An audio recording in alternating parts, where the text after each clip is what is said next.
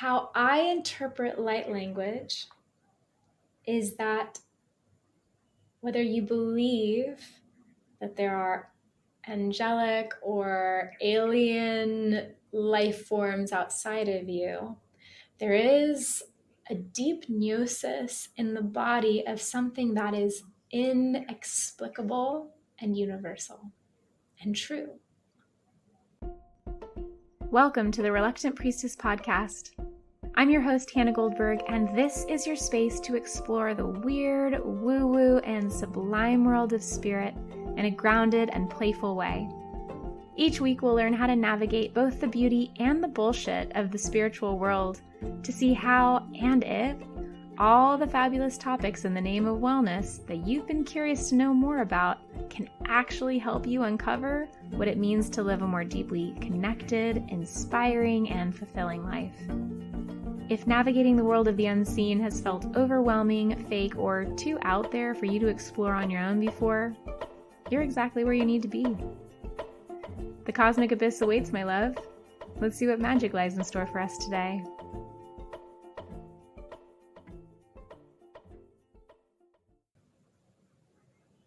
Hi, my loves. Welcome to another episode of the Reluctant Priestess podcast.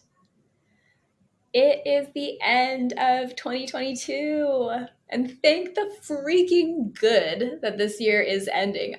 I don't know about you, but 2022, as I've been reflecting, and I've been doing so much reflecting. I mean, I do so much reflecting anyway, but I've been doing a lot more because I've been feeling so internal lately, so internal, which totally makes sense because for those of us who are in the Northern Hemisphere, or at least like hold those codes ancestrally, or have lived in the Northern Hemisphere for most of our lives, we do have a tendency to still feel more in alignment with Northern Hemisphere vibes. Because I say that because I'm in the Southern Hemisphere right now in Bali. But the solstice just happened, and it's the darkest time of the year during solstice. And it's all about calling in the light of the vernal equinox in several months when it turns to spring, and remembering that the light is going to come back even though we're in the darkest of times, remembering the light within. So it's a really beautiful call to go inward and to reflect. And I've been doing it so much lately, and wow, 2022, I can look back on it with so much fondness and sweetness, but damn, it's been a hard mother flipping year. Went through so much phoenixing. I'll say phoenixing. Death and rebirth, baby. Death and rebirth. So much death and rebirth. So much heartache. Wow. Earlier in the year, I was going through so much heartache over a being who couldn't reciprocate for me for various reasons. And then the second half of the year, it was actually pretty much the same thing, but just a different being. But what it came down to is, why were these beings in my life? Why were they in my life? And it was all about claiming the artist and claiming my life. These beings helped me to see that, and I'm so grateful for that opportunity. I learned so much about myself this year with just these two beings, and I had so many other beings who taught me things this year. So it's been a wild ride, 2022.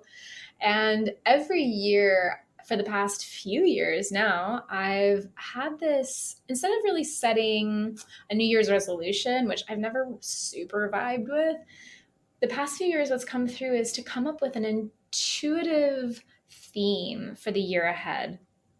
And it usually comes through a few weeks before the end of the year, the Gregorian year, the calendar year. And yeah, at the end of 2021, 2022 is feeling like the year of flight for me, of flight.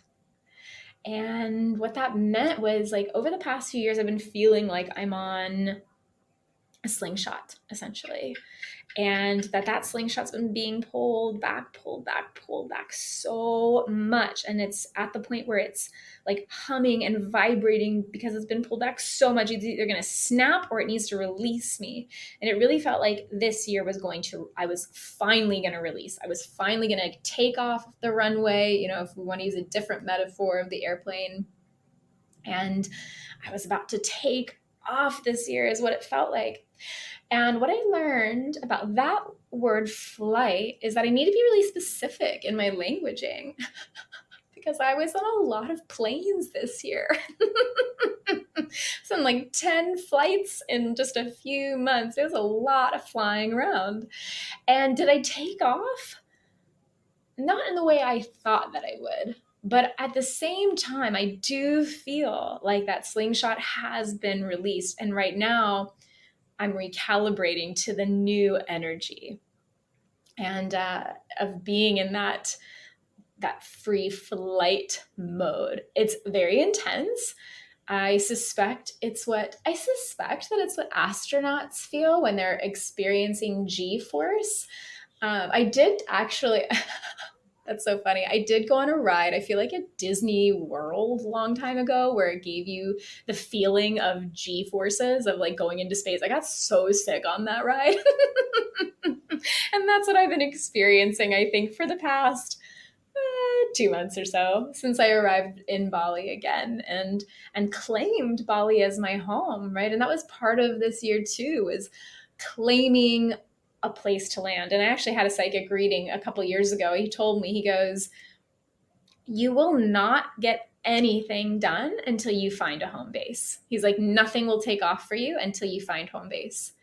And I had interpreted that a little bit differently, thinking that, oh yeah, I stayed in Bali for a few months and longer than I expected. And so that like this was the last time I was in Bali. So I came to Bali in 2021. I meant to stay for 3 months. I ended up staying for 6 months. I ended up staying for more and more months, and it ended up being like 13 months. And in my mind, that reading spoke to that time period where I was like, oh yeah, I landed. All the things are about to take off. Now that I've actually gotten my long-term visa to live in Bali and decided to make it home for the next 3 years, at least, now I can feel that message much more deeply in my bones. And it's like, right, things are about to take off now. I hope you're ready. Be careful what you wish for, because I feel it so potently. Wow. As soon as I landed from the 10 of 10 flights, as soon as I landed in Bali, I was like, yep, that's it. This is what's happening. I've been released from the slingshot. Like I felt it fully. And it was a bumpy ride to land. It was like, oh yeah, no, we're getting ready for the things. It was it was intense. So 2022 has been the year of flight, and 2023, which is so interesting. The word that came through for me for 2023 is rooting. It's time to root. So after all that flying around, I'm ready now to root. Which is, I told one of my friends, and she was like, she had spent several years living in Australia. She goes, rooting? She's like, rooting just means fucking in Australian. And I was like, oh, well, I'm not opposed to that either, but that was not the point of that word. So for any Aussies listening, yes, apparently 2023 is going to be the year of rooting, babes. So I am here for the things, however the word desires to come through, as long as I'm being safe, always. So yeah, it's time to root, to continue to build community, to continue to build myself as this, as basically a brand. I hate saying that because I'm like, I'm a brand. But the reality is the work that I do cannot inextricably be unlinked to who I am. these days, it's so important that I embody and lead from that heart space of who I am. That's my whole shtick.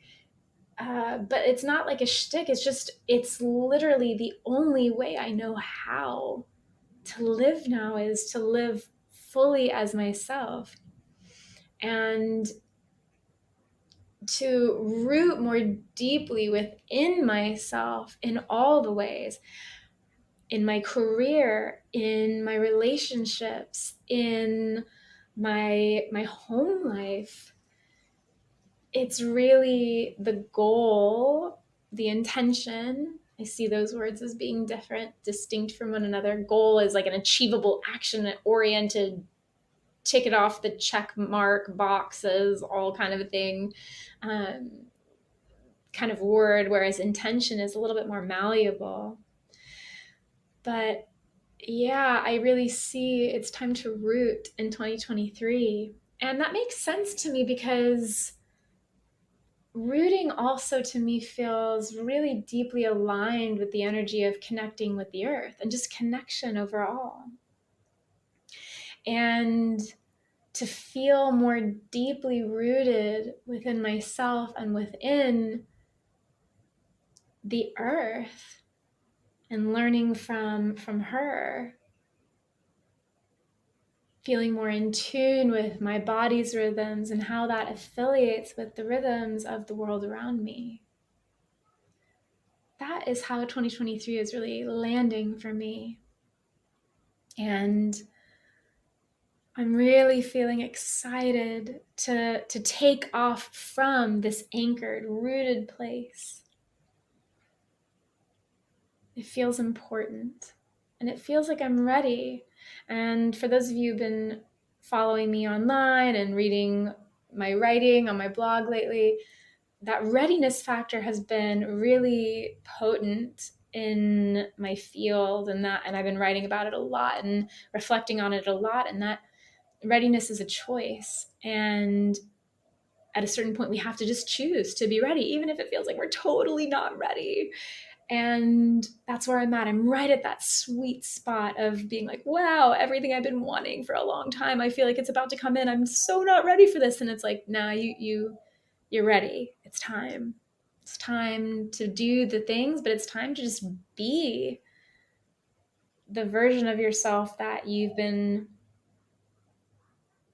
playing into. And I say playing not in like playing a part, but that like instead of using the word work, it's like, oh, that has so much heavy connotations. Like, what word? Oh, play.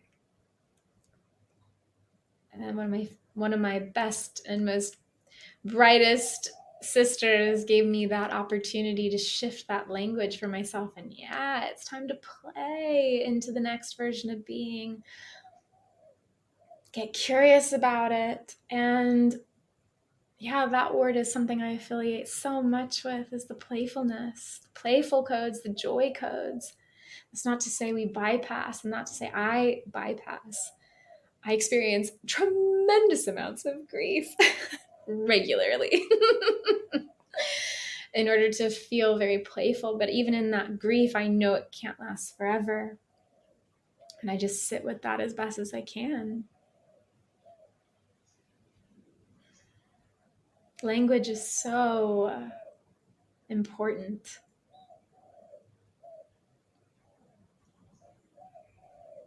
And I think that's really what I wanted to speak to today, was just how the different forms of language take hold in a lot of different ways.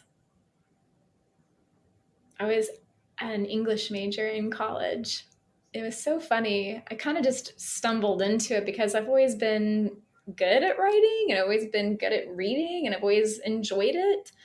Analyzing, synthesizing texts, like it's just come naturally. It's been pretty easy for me to do that and I enjoy it.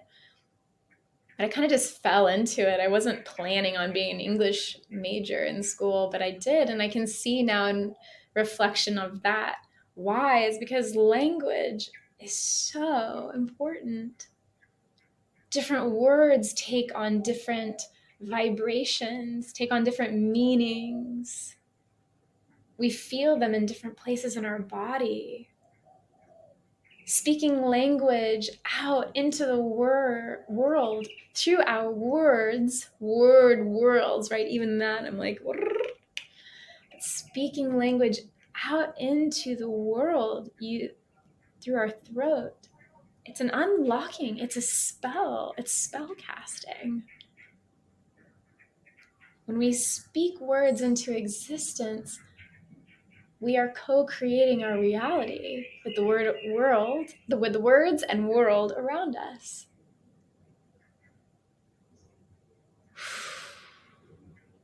I speak everything into existence now, and I think I've done a podcast on this too, but language does matter. Like speaking, I mean. However, there's a lot of different ways to take on language and to realize that it both matters and it doesn't matter. I say that. I think it's important to say that too in this transmission. And that's with everything. We take everything heavily and lightly at the same time, right? We have to hold space for both. We want to know what something means as best as we can before we say it, how it feels in our body, and then let go of the definition of it as well and see how it can continue to evolve. Language is living, it evolves. Back in the day, there were all these ancient languages that we've really lost. I think Sanskrit in India is really one of the last of the more spoken ancient languages. And they held different vibrations to the ones we have now. Language used to be inspired by the sing-songy aspects of nature.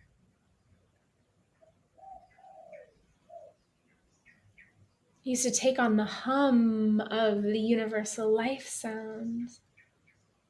And over time, as we as human beings have become denser and denser and denser and moved further and further away from spirit, have moved away from our true nature and connection and resonance with the earth, we've made our language denser. Or sometimes we don't even use words, just like grunting. But language used to be so high vibrational and aspirational. And it used to be what would be considered light language. I think that Sanskrit is actually a form of light language. And for those of you who might be new to the spiritual world, which is what we're here for, light language can mean a lot of things online if you start Googling it. But I'm going to give you my definitions of it, my understandings. And by the way, if you've heard me use the word understanding on the podcast before, it's because I do play with language now to the point where I'm shifting how I speak because it's important. I am the living awareness of the living language and the evolving language. I do not learn from outside or under any authority outside of myself, not understanding, but understanding from within. I learn and embody it and I understand. So there's that little nugget for you in case you're like, what in the flying fook is she saying? And yes, I still curse like a motherfucker because words matter and they don't matter. And fuck is just such a great word. Anyways, I digress. Light language.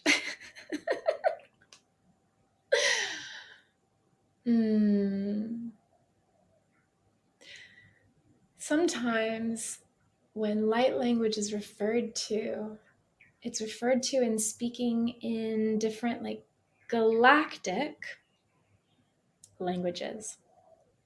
Galactic meaning there are beings who live on this earth and this planet who believe that there are beings who live in other realms in the universe and galaxy and speak to us. And you don't have to be on board for that.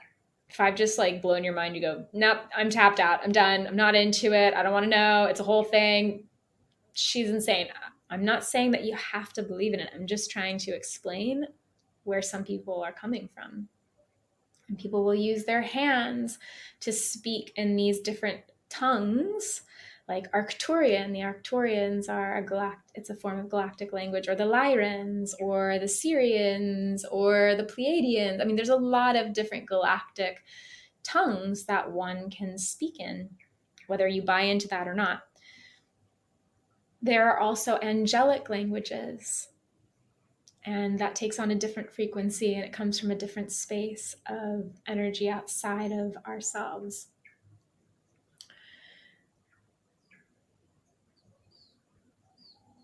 How I interpret light language is that whether you believe that there are angelic or alien life forms outside of you, there is a deep gnosis in the body of something that is inexplicable and universal and true. And that deep gnosis resonates for us and vibrates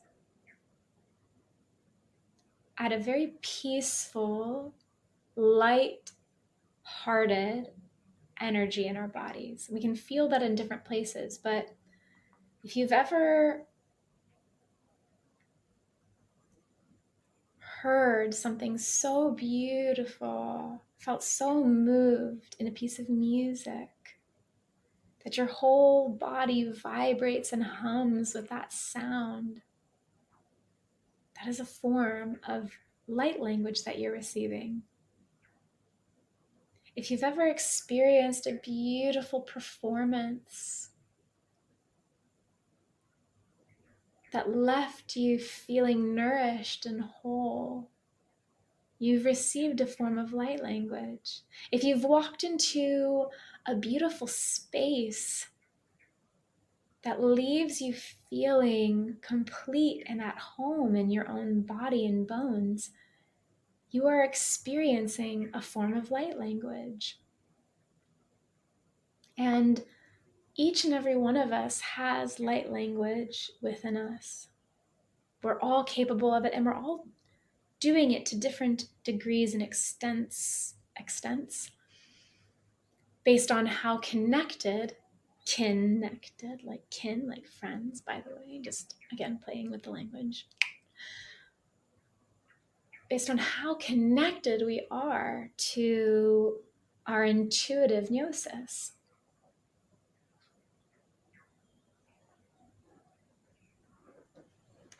Anything,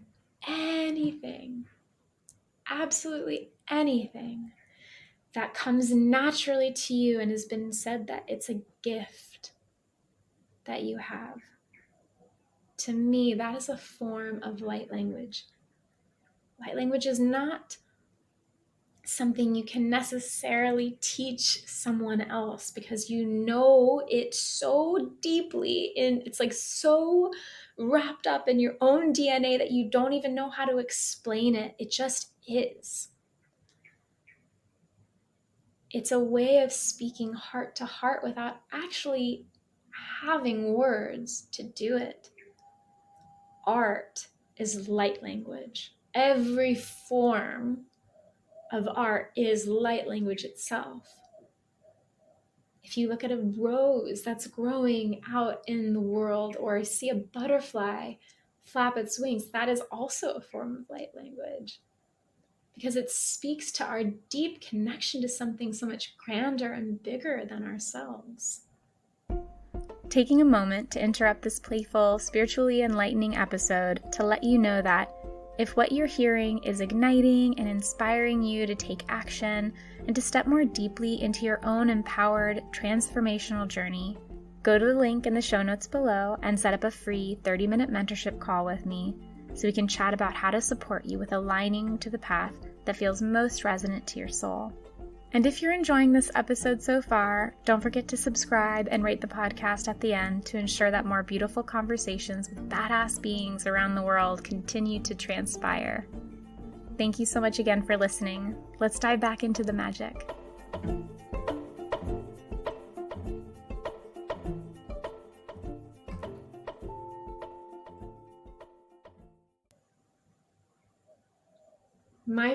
My main forms of light language are dance, are singing, and writing. So using actual words in the English language to convey meaning, to convey feeling, to evoke sensory experiences. I have another friend, she walks into a space and all of a sudden she can see how it can transform and she flips houses. And that's a form of light language. You can't explain how she does that. I don't do that. I don't walk into a space and go, oh yeah, the kitchen should be here and there would be a mirror there and there would this. I have no idea how to do that. That would be something I'd have to work at. It would be a skill that I'd have to learn. But anything that comes naturally to you, lets you feel alive and helps you connect to others, connect to yourself. It's light language. And we need more and more beings to be able to do that, to tap into their light and then to share it. Because there is such density in words. There is such density in communication. And we've been moving so far away from communicating beyond 7-second reels these days because social media is training us to become goldfish and to focus on things less and less and less. Media too, all media. Being able to take time to connect within and then to convey and communicate effectively through the language that we're using in whatever way that means. Again, not necessarily through words, but through a feeling. Feeling is affiliated with the heart. Right? Words are connected more with the mind, and that gets us into more polarity, which is actually, I think, has a space for this podcast episode too. Because we're talking about words and connotations and vibrations and meanings. And in the polarity world, it's all about learning about energies and different vibrational realities and energies that masculine and feminine energies take on in our bodies. And those words, masculine and feminine, can be quite triggering for people who don't identify as either masculine or feminine. Maybe they identify as gender neutral, or maybe it doesn't really matter what the story is, but we are moving into a more non-binary space in the world. And it's important to keep that in mind as we are moving forward and evolving. Feels like we're taking a step back in that evolutionary process, but sometimes it feels like we have to take a step back in everything that we do before we launch forward, right? There's resistance to that change. And each and every one of us holds these energies, these dualities within. It doesn't really matter if you want to call it masculine or feminine. Those are words that do align for me, and I get them, but not everybody does, and that's okay. I've actually channeled or downloaded new language that is non-binary and more inclusive that I am working to pepper into my work with my clients and in my own communication. because I actually just find it to be more beautiful in a lot of ways too. And I'll get to that in a moment. I guess I'll speak to, let me just make sure there's nothing else left about light language to speak to before I move into these polarities.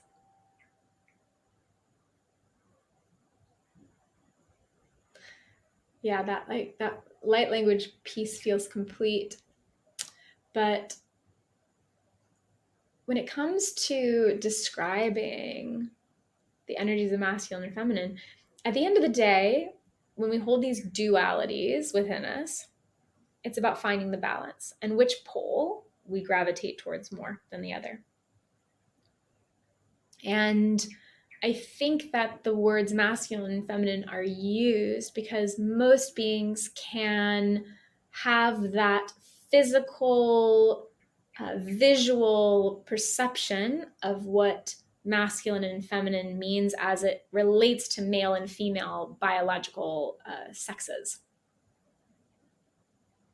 And it's important that everybody who comes on the journey of evolution and transmutation and transformation be brought along wherever they are on the journey.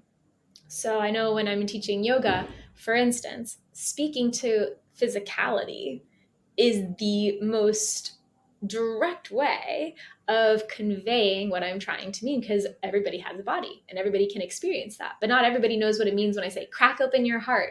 What the fuck does that mean, right? So you speak to the physicality of things to help people come on board. So I see that there's a space for that language.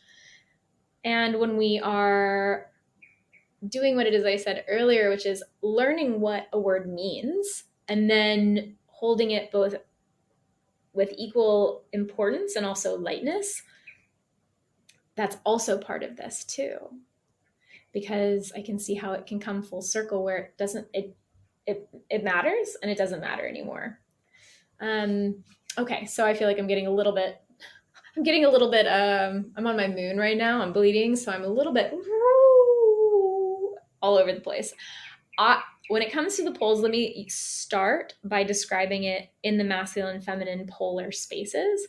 So we have that, and then I'll describe the non-binary words afterwards and use that because I think it will all come together. So first of all, we all have both, regardless of our gender or sex. Hi, you have both. If you gravitate more towards a masculine pole of energy, generally speaking, the masculine energy is affiliated with structure, is affiliated with form, is affiliated with consciousness, rational thinking, and directness. That is a nutshell version of what masculine energy means. Feminine energy is about feeling and sensing, is about creation, is about free form, and is about, let's see, indirectness.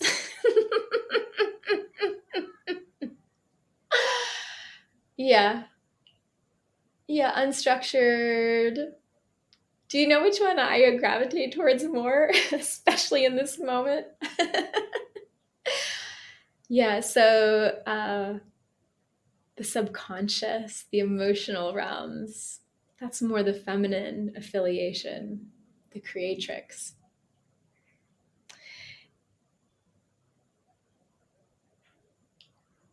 I'm just laughing at myself internally because this is a very, very, like, one might say a very Shakti moment. Shakti and Shiva in the more Hindu traditions.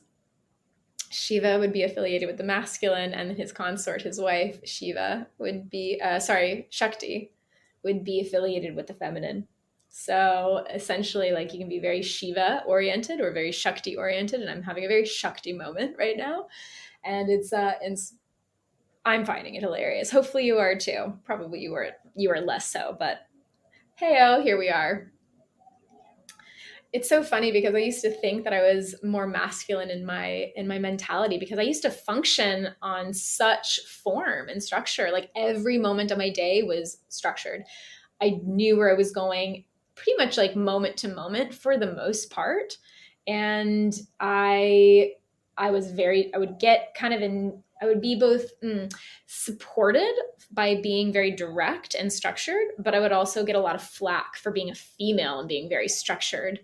And, that was really curious, because when I started going down this more spiritual awakening path and this Kundalini activation, Kundalini, by the way, if we're speaking about words, Kund actually comes from the Sanskrit word kund.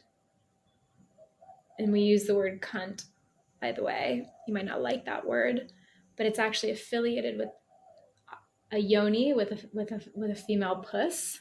Hi. And it's actually related to the great goddess. And it's reclaiming that word too. So, heads up, the word cunt is not a bad word. It's actually a beautiful, beautiful, high vibrational word that's been transmuted into something very low vibrational by the patriarchy.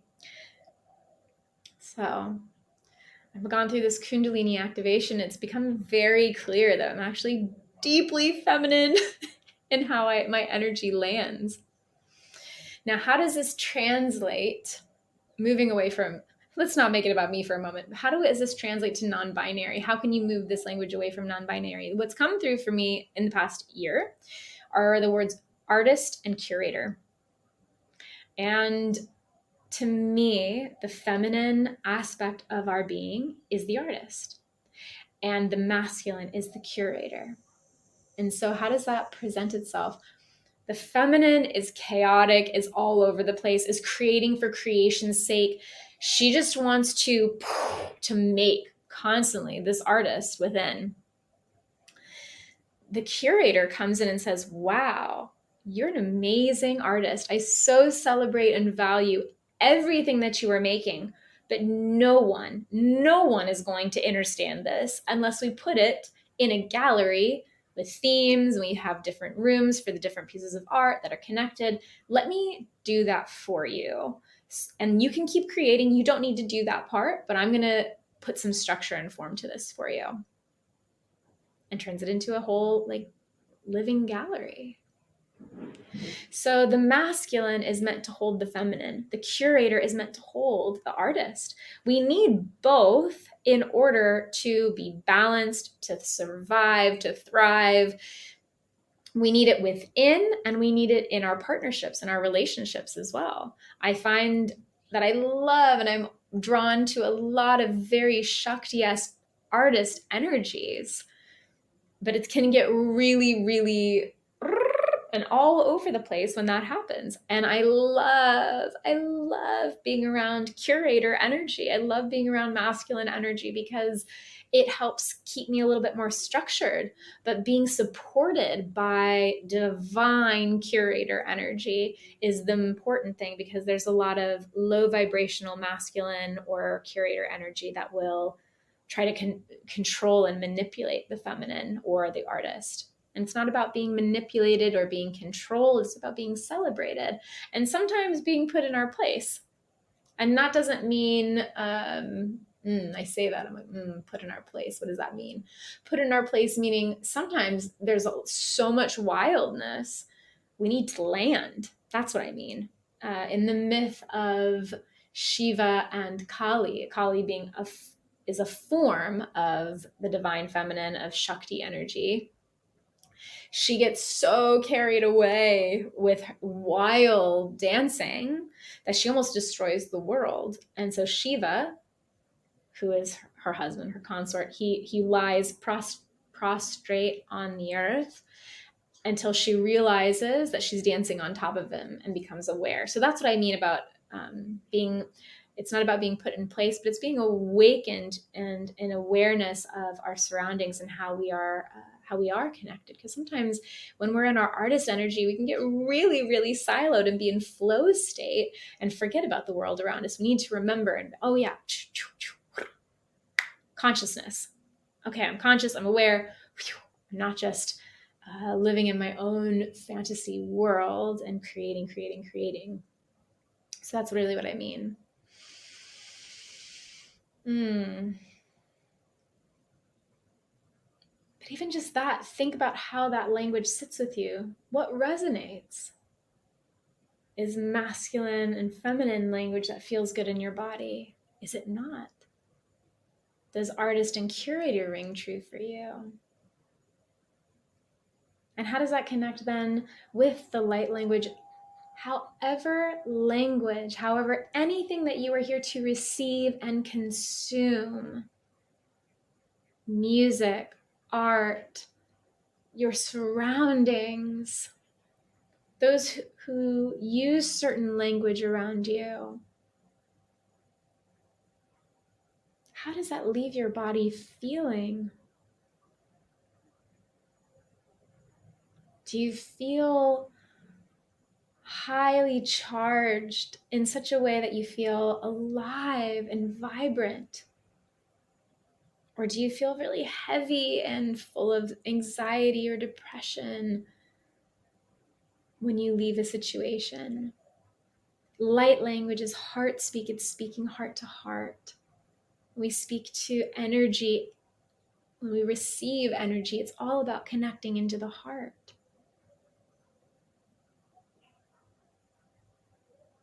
Feeling embodied and aware of how that language, how that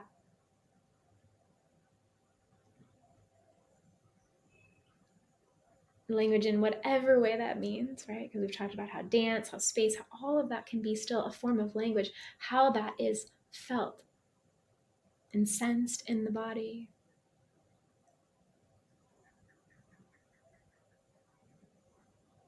And then asking yourself from that deep gnosis, can you learn to be okay without defining every single word? We want to know the words, we want to know what everything means, but can you move away from that eventually and just experience it and be okay with that too?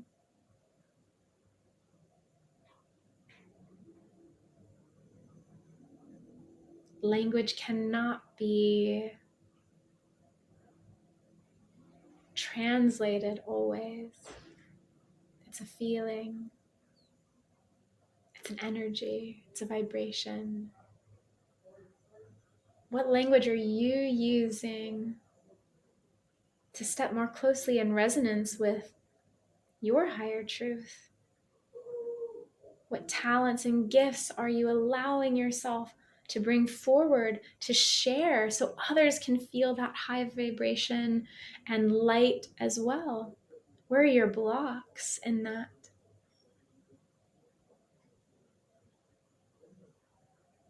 The moment I stopped watching such violent shows on TV, and I started also listening to different music that is affiliated and may be in the more shamanic, like medicine music fields, things started shifting more and more. Stopped watching so much news. It's not that I don't know what's going on in the world, but I stopped listening to it so much and consuming all of that, right? Because it's dense energy, it's polarizing, triggering. Started listening to my body, what felt like what it needed, so it didn't constantly feel traumatized. And then allowing myself to question all the different words, question the definitions of what it means to be masculine and feminine.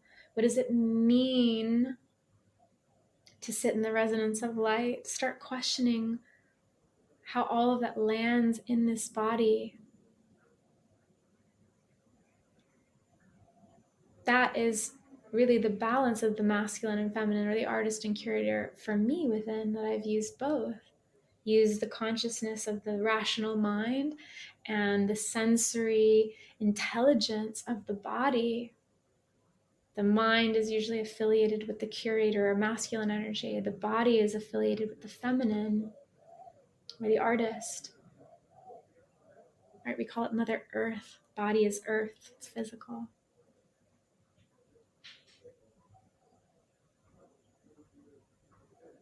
Did any of this make sense?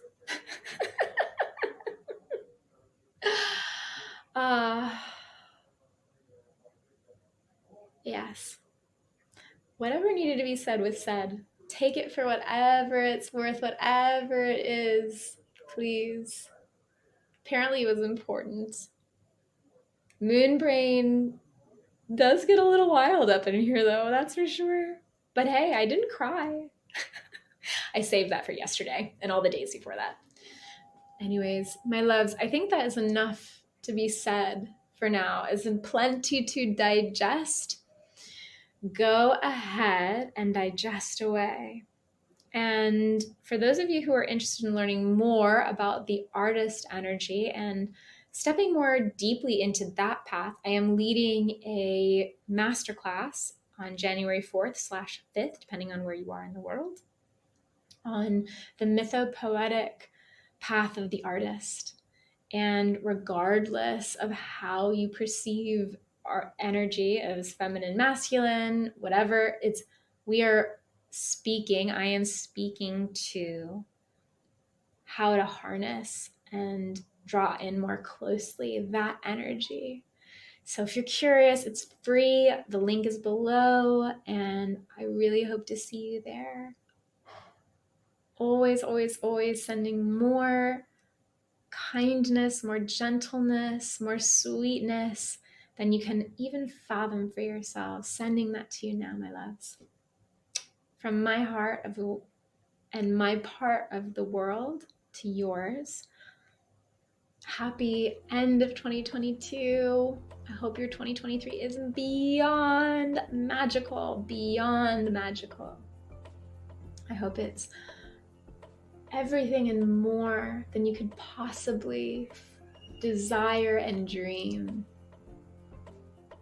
I love you. Thank you for being here. Thank you for coming on the wild Shakti ride with me. Chat with you soon. Thank you so much for tuning into this very reluctant priestesses podcast. Without you, I'm just talking to myself, and as much as I actually enjoy that these days, this is way more fun. If you liked this episode, please be sure to rate, subscribe, and leave a review. And take a moment to send this to someone who you think this episode might resonate with. Who knows? Maybe it's the bit of magic they didn't know they were looking for. Until next time, ciao.